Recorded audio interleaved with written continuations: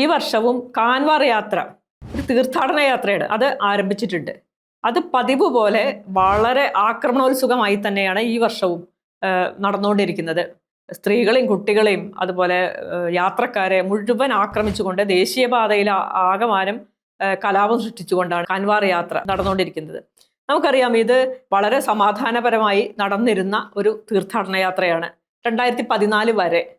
2014 നമുക്കറിയാലോ, ഇന്ത്യ പൂർണ്ണമായിട്ട് ഹിന്ദുത്വരുടെ കൈകളിലേക്ക് പോയി, അല്ലെങ്കിൽ അവരുടെ ഒരു അധികാരം കിട്ടിയതിന്റെ തുടർച്ചയായിട്ടാണ് 2015 മുതലാണ് ഈ യാത്ര വലിയ തോതിലുള്ള ആക്രമണോത്സുകതയിലേക്ക് മാറുന്നത്. ഹിന്ദുത്വയുടെ ഒരു പ്രചാരണ ആയുധമായിട്ട്, അതുപോലെ ഹിന്ദുത്വയുടെ ശക്തി പ്രകടനമൊക്കെ ആയിട്ടാണ് ഇപ്പൊ ഈ യാത്ര ഇപ്പോൾ നടന്നുകൊണ്ടിരിക്കുന്നത്. മാത്രമല്ല, അത്രയും കാലം വെറും കാവിക്കൊടി വെച്ച് മാത്രം നടന്നിരുന്ന ഈ യാത്രയും അതിലെ സംഘമൊക്കെ ഇപ്പോൾ ദേശീയ പതാകയും കൂടിയും ഈ കാവിക്കൊടിയുടെ കൂടെ കെട്ടിക്കൊണ്ടാണ്.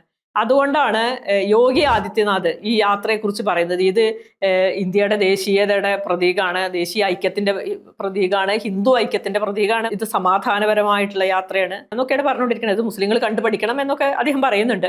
വാസ്തവത്തിൽ നമുക്കറിയാം, കഴിഞ്ഞ ഈ 2015 ശേഷം നടന്നിട്ടുള്ള യാത്രകളൊക്കെ, കാൻവാർ യാത്രകൾ പറയുക, അതുപോലെ കാൻവാർ യാത്ര എന്ന് പറയുമ്പോൾ അതുപോലെ കാവടി യാത്ര എന്ന് പറയുന്നുണ്ട്.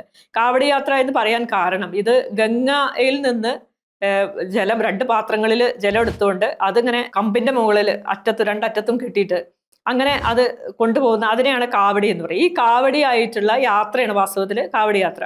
ഇത് ഗംഗയിൽ നിന്ന് ഈ ജലം എടുത്തുകൊണ്ട് UP, മധ്യപ്രദേശ്, ഡൽഹി അങ്ങനെയുള്ള പ്രദേശങ്ങളിലാണ് ഈ ഒരു യാത്ര നടക്കുന്നത്. അതാത് പ്രദേശങ്ങളിൽ ഉള്ള ശിവക്ഷേത്രങ്ങളിലേക്ക് ഈ ഗംഗയിലത്തെ ജലം കൊണ്ടുവന്ന് എത്തിക്കുക, ഈ തീർത്ഥജലം എത്തിക്കുക എന്നുള്ളതാണ് ഈ യാത്രയുടെ ഒരു ഉദ്ദേശം. പക്ഷേ ഇപ്പോൾ നടന്നുകൊണ്ടിരിക്കുന്നത് എന്താന്ന് പറഞ്ഞാൽ, ഈ യാത്ര നടക്കുന്ന ദിവസങ്ങൾ, അത് ഈ വർഷം ജൂലൈ 30 മുതൽ ആഗസ്റ്റ് 11 വരെയാണ് ഈ യാത്ര. ഈ യാത്ര നടക്കുന്ന ദിവസങ്ങളിൽ വാസ്തവത്തിൽ ഈ യാത്ര പോകുന്ന വഴിയിൽ ഒരു മനുഷ്യനും നടക്കാൻ പറ്റാത്ത ഒരു സാഹചര്യമാണ് ഇപ്പോഴുള്ളത്. നമുക്കറിയാം, കഴിഞ്ഞ ജൂലൈ 15-ന് ഉത്തർപ്രദേശ്, ഉത്തരാഖണ്ഡ്, മധ്യപ്രദേശ്, ഡൽഹി, ഇത്തരം ഗാസിയാബാദ് ഇത്തരം പ്രദേശങ്ങളിൽ കൂടെയാണ് ഈ യാത്ര പോയിക്കൊണ്ടിരിക്കുന്നത്. UP ലക്നൌവിന് അടുത്തുള്ള ചൗക്കിൽ ഒരു സ്കൂൾ കുട്ടികൾ യാത്ര ചെയ്യുന്ന ഒരു സ്കൂൾ വാനിനെതിരെ ഈ കാൻവാർ യാത്രക്കാർ വലിയ ആക്രമണം നടത്തുന്നുണ്ടായി. വാന് ഈ കാവടി യാത്രക്കാരുടെ മേലിൽ തട്ടി എന്നൊക്കെ പറഞ്ഞുകൊണ്ട് വലിയ തോതിൽ വാനിന് നേരെ ആക്രമണം നടത്തുന്നുണ്ടായി.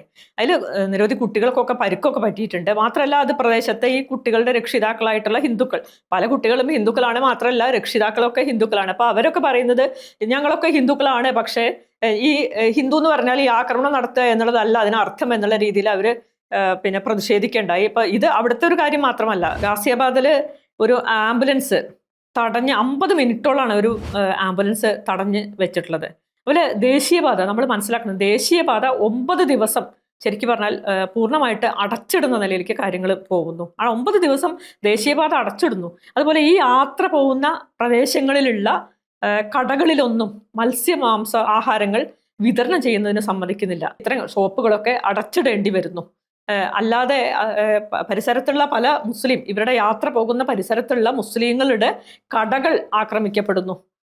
അങ്ങനെ എല്ലാവർക്കും വലിയ തോതിലുള്ള ബുദ്ധിമുട്ടുകൾ ഉണ്ടാക്കിക്കൊണ്ടാണ് ഈ യാത്ര കടന്നു പോകുന്നത് എന്നുള്ളതാണ്.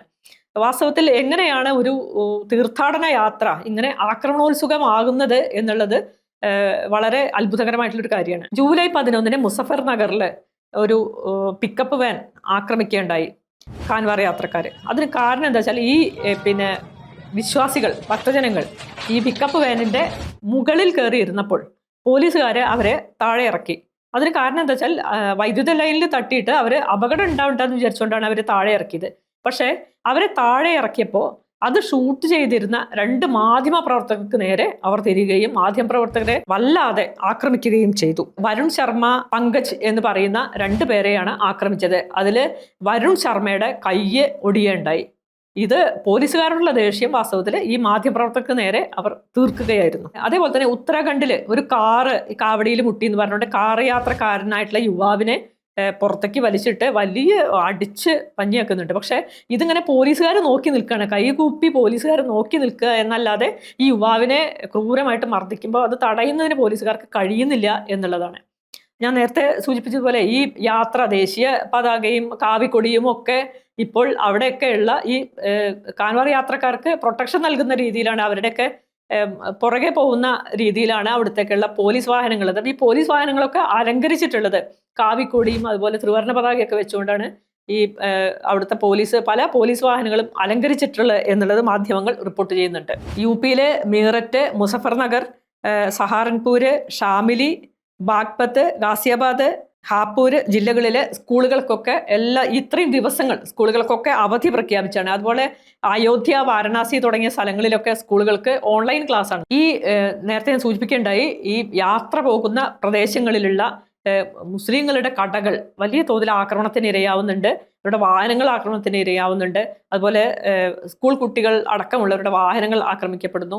അത് പലപ്പോഴും ഈ ആക്രമിക്കപ്പെടുന്നവരിൽ ഹിന്ദുക്കളും ഉണ്ട് എന്നുള്ളതാണ്. ഹിന്ദുക്കൾ എന്നോ മുസ്ലിങ്ങൾ എന്നോ നോക്കിയല്ല, വലിയ തോതിൽ ശരിക്കും പറഞ്ഞാൽ സാധാരണക്കാർക്ക് നേരെയുള്ള വലിയ ആക്രമണം നടത്തുന്ന ഒന്നായിട്ട് ഈ കാൻവാർ യാത്ര മാറുന്നു എന്നുള്ളതാണ്.